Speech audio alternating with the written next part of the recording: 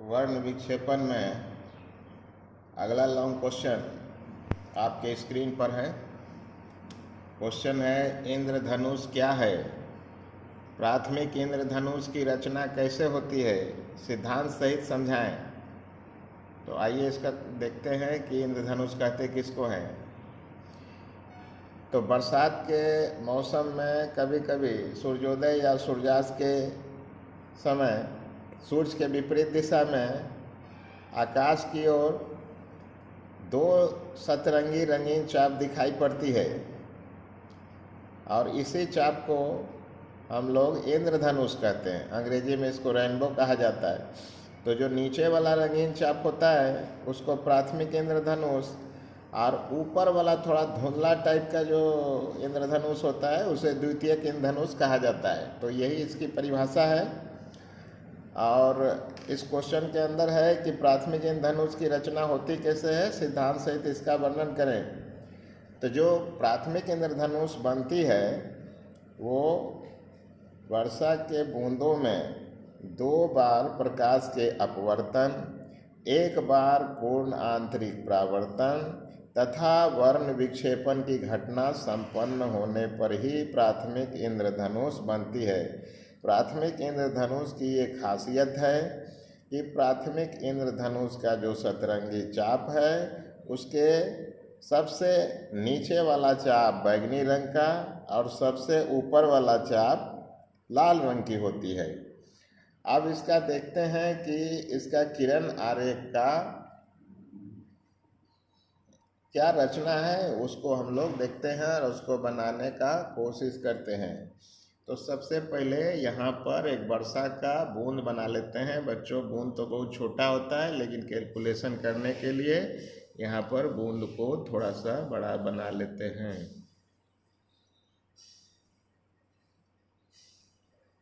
ये बूंद का केंद्र हो गया। अब इधर सूर्य से आने वाली प्रकाश किरण होगी। अब देखते हैं इसको किस प्रकार से किरण आरेख खींचते हैं। तो ये हम लोग खींचना शुरू करते हैं किरण आरेख। मान लेते हैं इधर सूर्य है, सूर्य से प्रकाश किरण आ रही है, लेकिन जैसे ही बूंद में प्रवेश करेगी वो बूंद में सीधी नहीं जा पाएगी और उसका अपवर्तन होगा। तो ये सूर्य के प्रकाश का, ये इधर सनलाइट है, यहाँ सूर्य से आने वाली प्रकाश है, इसका मूल पथ हो गया। अब ये इसका सेंटर हो गया, ये केंद्र हो गया। अब यहाँ पर हम लोग लंब डालते हैं। इस प्रकार से हम लोग लंब डाल देते हैं। तो ये आपतन कोण आई हो गया है।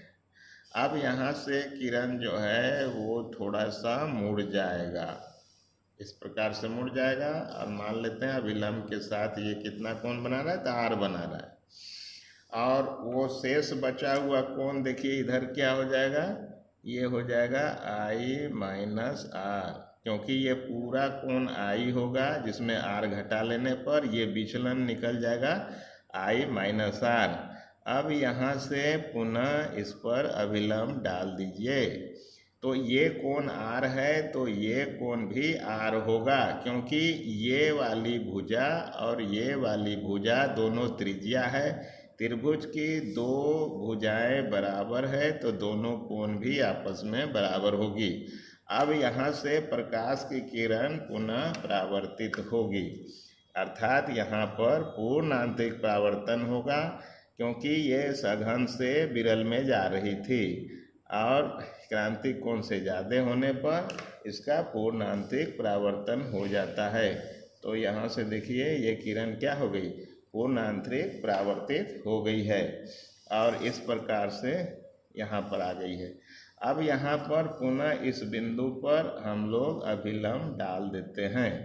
तो आइए देखते हैं, इस पर अभिलंब डाल देते हैं। इस प्रकार से हम लोगों ने अभिलंब डाल दिया है। तो यहाँ पर ये कोण यदि आर है तो पूर्ण आंतरिक परावर्तन घटना के नियम से दोनों कोण आपस में बराबर होगी, और ये कोण भी आर ही होगा, क्योंकि ये भुजा और ये भुजा दोनों त्रिज्या है बूंद का, दोनों आपस में बराबर है, तो दो भुजा बराबर है तो दोनों कोण भी आपस में बराबर होगी। अब यहाँ पर आने के बाद सघन से विरल की ओर जाना चाह रही है, अतः ये अभिलंब से अब दूर हट जाएगी। तो देखिए अब अभिलंब से इसको दूर भगाते हैं, तो यहाँ पर आकर के ये अभिलंब से दूर चली जाएगी इस प्रकार से। इसे पीछे की ओर बढ़ा मैं तो जो किरण का मूल पथ था उसको किसी बिंदु पर ये प्रतिच्छेदित करेगी, तो यहाँ पर हुआ छेदित और ये किरण बूंद से बाहर निकल गई। अब यहाँ पर देखते हैं कि यहाँ पर देखिए पहले किरण सीधे आ रही थी और उसके बाद बूंद के अंदर प्रवेश करने के बाद पहली बार मुड़ी है, और कितना से मुड़ी है, I-R कोण से। उसके बाद ये इस पथ पर जाना चाह रही थी लेकिन अचानक से इतना कोण से मुड़ गई है, तो सवाल है ये कोण कितना होगा। तो ये पूरा सीधा रेखा जो है 180 डिग्री का कोण होगा ये पूरा, उसमें से 2r घटा लीजिए तो इस कोण का मान कितना हो जाएगा, π-2r। कितना हो जाएगा, π-2r। ये π-2r हो गया। अब आगे इधर बढ़िए, देखिए ये किरण सीधे जानी चाह रही थी लेकिन थोड़ी विचलित हो गई है, और विचलन होने के बाद ये I कोण से ही बाहर निकलेगी। जिस कोण से अंदर प्रवेश की थी उसी कोण से ये बूंद से बाहर निकल जाएगी, क्योंकि बूंद के अंदर पूर्णांतिक परावर्तन हुआ है। तो ये कोण यदि पूरा I है तो ये कोण भी पूरा I होगा, और इसमें r घटा लीजिए तो ये वाला जो कोण बच रहा है ये I-R हो जाएगा। अब देखिए यहाँ पर मान लिया कि किरण का कुल विचलन थीटा हो गया, क्योंकि ये किरण इधर जाना चाह रही थी, इस दिशा में जाना चाह रही थी, लेकिन ये पूरा घूम के इस दिशा में जाने लगी है। तो अब इस किरण का देखिए इतना बड़ा विचलन हो गया टोटल, ये हो गया डेल्टा, ये कुल विचलन हो गया। ये कितना हो गया, कुल विचलन। अब इस कुल विचलन के मान को हम लोग निकालेंगे, तो यहाँ पर बिंदु दे देते हैं A, इसका नाम दे देते हैं B, इसका नाम दे देते हैं C, और ये किरण निर्गत है, और यही निर्गत किरण पृथ्वी के प्रेक्षक के पास पहुँचेगी। तो ऊपर वाला जो सूर्य के प्रकाश का पथ था उसी दिशा में हम लोग यहाँ पर एक क्षैतिज अक्ष खींचते हैं। अब इस क्षैतिज अक्ष पर खींचने से देखिए ये कोण यदि थीटा है तो ये भी कोण जो है वो थीटा होगा, ये भी कोण थीटा हो जाएगी। अब यहाँ पर देखिए ये कोण थीटा है तो वो भी कोण आपको थीटा हो जाएगी। अब देखिए यहाँ पर प्रेक्षक का नेत्र है, और प्रेक्षक का नेत्र जो है वो उस पर कुछ कोण बनेगा, इस कोण का मान को निर्धारित करना है, इस कोण के मान को हम लोग निर्धारित करेंगे। तो आइए देखते हैं कि इस कोण के मान कैसे निकालते हैं। सबसे पहले हम लोग डेल्टा के लिए कैलकुलेशन करेंगे, तो आइए देखते हैं। तो यहाँ पर लिखते हैं प्रकाश, यहाँ पर देखिए प्रकाश किरण का, यहाँ पर कुछ नाम दे देते हैं बिंदु का। प्रकाश किरण का D बिंदु पर कुल विचलन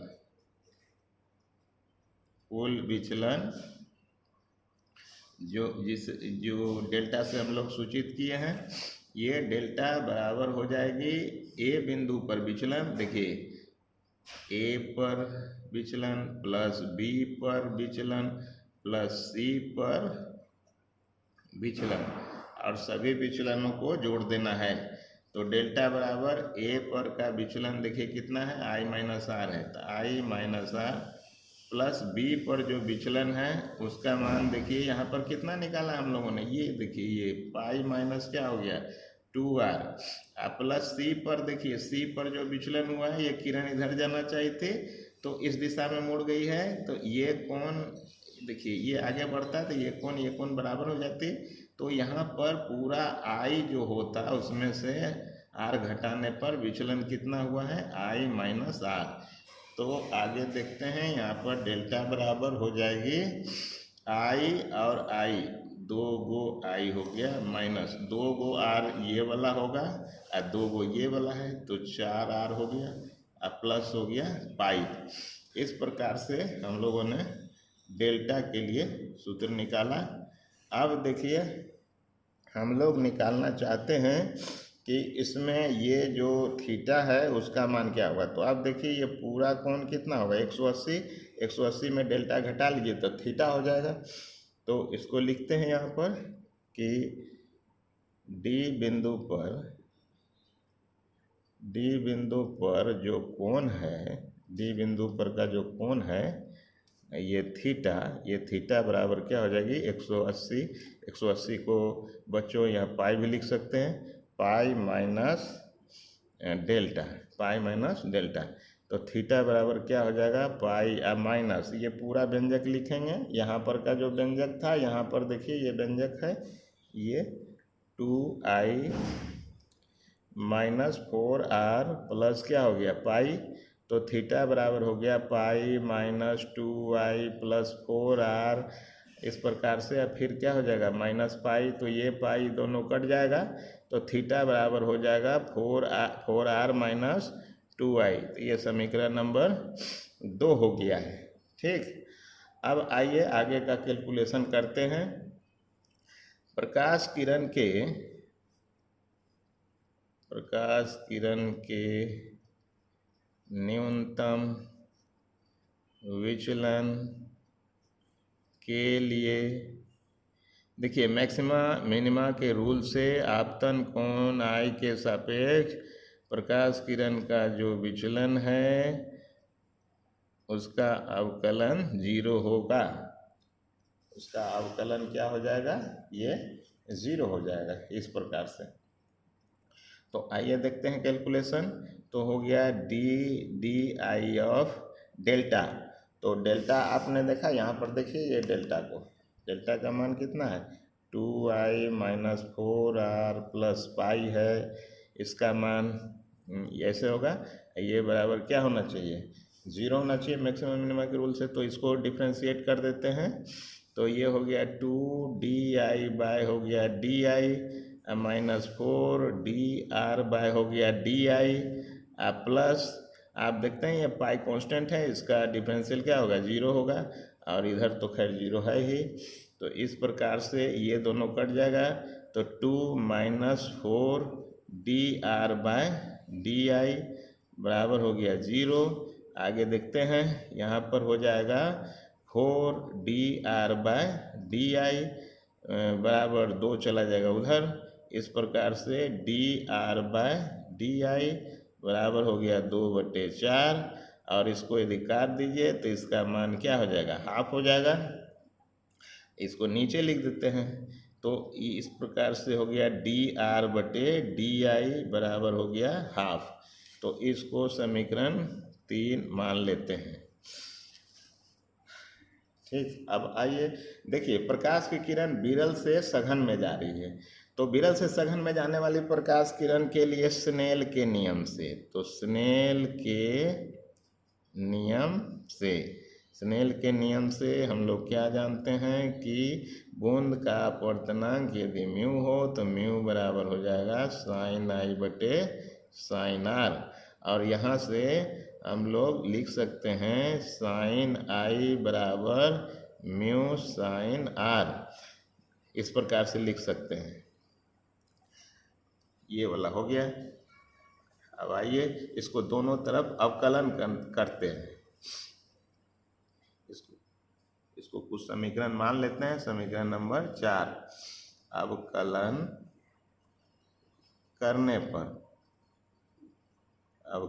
करने पर देखिए यहाँ पर हो जाएगा साइन का क्या हो जाएगा कॉस आई, आई का डी आई बराबर हो जाएगा म्यू। यहाँ पर हो जाएगा साइन का फिर हो जाएगा कॉस आर इंटू हो जाएगा डी आर। तो आइए यहाँ पर लिखते हैं D R by D I का मान क्या होगा, निकालिए। D R by D I बराबर हो जाएगा कॉस आई बटे हो जाएगा म्यू कॉस आर। समीकरण नंबर 5 देखिए, समीकरण 3 के लेफ्ट हैंड को देखिए, आप 5 के लेफ्ट हैंड को देखिए, दोनों बराबर है, इसलिए दोनों का राइट हैंड भी बराबर होगा।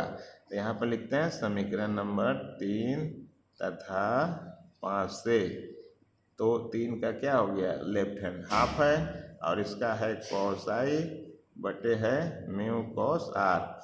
तो इसको जो है क्रॉस मल्टीप्लाई कीजिए, तो 2 कॉस आई बराबर हो गया म्यू कॉस आर। इस प्रकार से हो गया है। अब आगे देखिए, हम लोग आगे बढ़ते हैं, इसका कैलकुलेशन करते हैं। आगे देखिए, तो इसको स्क्वायर कर दीजिए, तो होगा वर्ग करने पर, तो वर्ग करने पर 2 दूनी 4 हो गया, कॉस स्क्वायर आई हो गया बराबर हो गया mu square cos square R हो गया। तो यहाँ हो गया 4 कॉस स्क्वायर आई बराबर हो गया mu square cos square R को 1 माइनस साइन स्क्वायर आर भी लिखा जा सकता है। तो 4 कॉस स्क्वायर आई बराबर mu square minus mu square sine square R, इस प्रकार से लिख सकते हैं हम लोग। ठीक, अब आगे देखिए, तो यहाँ पर हम लोग 4 कॉस स्क्वायर आई बराबर म्यू स्क्वायर माइनस, आप आगे यदि देखें तो आगे जो सूत्र यहाँ पर निकाले हैं समीकरण 4 में, यहाँ पर देखिए म्यू साइन आर किसके बराबर है, साइन आई के बराबर है, तो इसको स्क्वायर करेंगे mu square sine square R, तो ये साइन स्क्वायर आई हो जाएगा, तो इसका मान क्या हो जाएगा, साइन स्क्वायर आई। तो यहाँ पर आगे बढ़ते हैं, इसको देखते हैं, 4 कॉस स्क्वायर आई बराबर हो गया म्यू स्क्वायर माइनस, देखिए फिर इसको लिख सकते हैं 1 माइनस कॉस स्क्वायर आई, ये हो जाएगा 4 कॉस स्क्वायर आई बराबर हो जाएगा mu square minus 1 minus minus plus cos square I. तो यहाँ हो जाएगा 4 कॉस स्क्वायर आई, इधर वाला कॉस स्क्वायर आई को लाइए, माइनस हो जाएगा कॉस स्क्वायर आई बराबर हो जाएगा म्यू स्क्वायर माइनस 1, तो इधर हो जाएगा 3 कॉस स्क्वायर आई बराबर हो जाएगा म्यू स्क्वायर माइनस 1, और इस प्रकार से कॉस स्क्वायर आई का मान म्यू स्क्वायर माइनस 1/3 हो जाएगा। अब इसमें कॉस आई का मान यदि निकालें तो root under mu square minus 1/3 हो जाएगा। तो आपतन कोण जो है उसके आपतन कोण प्राथमिक इंद्रधनुष के लिए ये अभीष्ट व्यंजक निकल चुका है आपतन कोण के लिए, इसको समीकरण नंबर 6 मानते हैं। अब आइए इसमें देखते हैं कि इस आपतन कोण के कारण किस प्रकार से प्राथमिक इंद्रधनुष जो है वो बनता है, तो उसको हम लोग देखना चाहेंगे कि किस प्रकार से वो बनता है। तो देखते हैं इसको, देखिए ये आपका आपतन कोण का जो है सूत्र निकल चुका है। अब आगे देखते हैं कि हमने कहा था कि इसमें जो है प्रेक्षक के नेत्र पर कुछ कोण बनता है, तो उसी कोण को हम लोग निकालते हैं। ऐसा देखा जाता है कि लाल रंग के किरण के लिए प्रेक्षक के आँख पर 41 डिग्री 43 डिग्री और बैगनी रंग के लिए आपको 41 डिग्री बनेगा। तो आइए निकालते हैं। चूँकि लाल रंग के किरण के लिए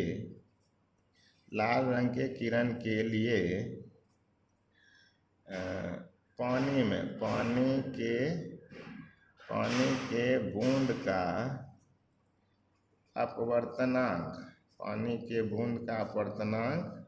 जो म्यू होता है 1.329 होता है।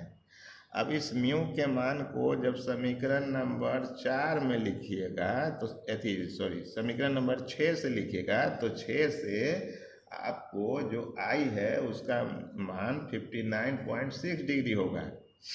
तथा आपने थोड़ी देर पहले सूत्र पढ़ा था, वो देखिए यहाँ पर ये वाला सूत्र है, इस सूत्र की मदद साइन आई बराबर म्यू साइन आर है, तो यहाँ पर लिख सकते हैं कि साइन आर बराबर साइन आई बाय म्यू।